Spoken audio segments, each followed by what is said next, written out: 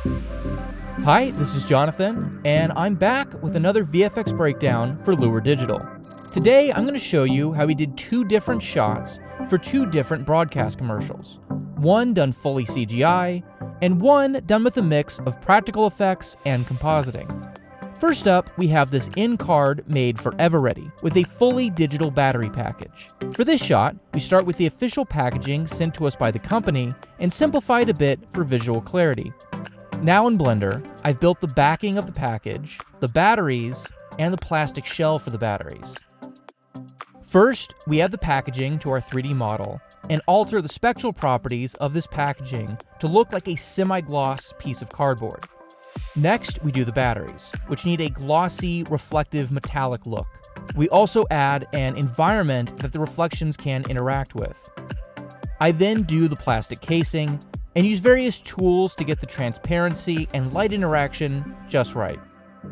Lastly, we make some tweaks to the final lighting, and then I add some moving spectral highlights and animate the whole package to make the scene more dynamic.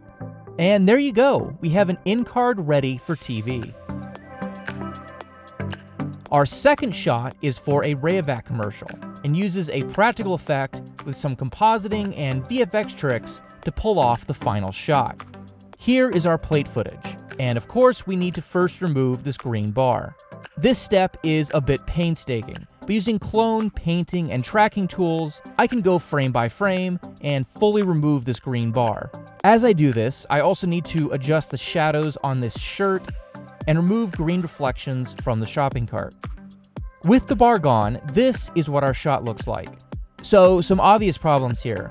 That crazy wobble makes it look like it's attached to an invisible stick, and the overall timing of the shot is going to need to be fixed.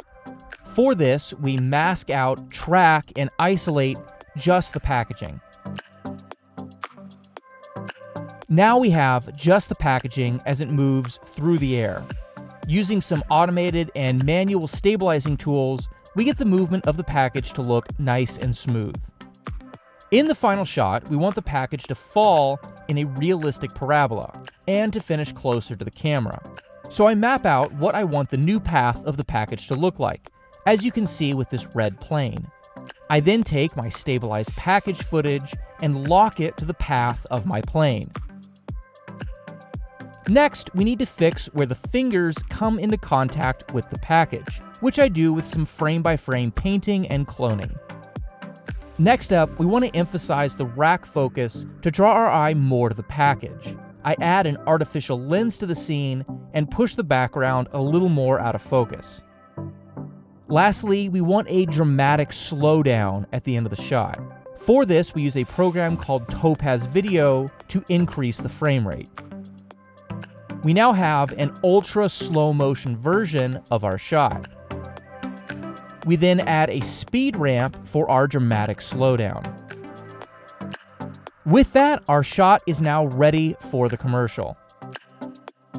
There you have it, two different methods we use to create two different in-card shots. At Lure, it's important that we have the ability to approach these shots from very different methods so that we can always get the exact result we need for the story we're telling.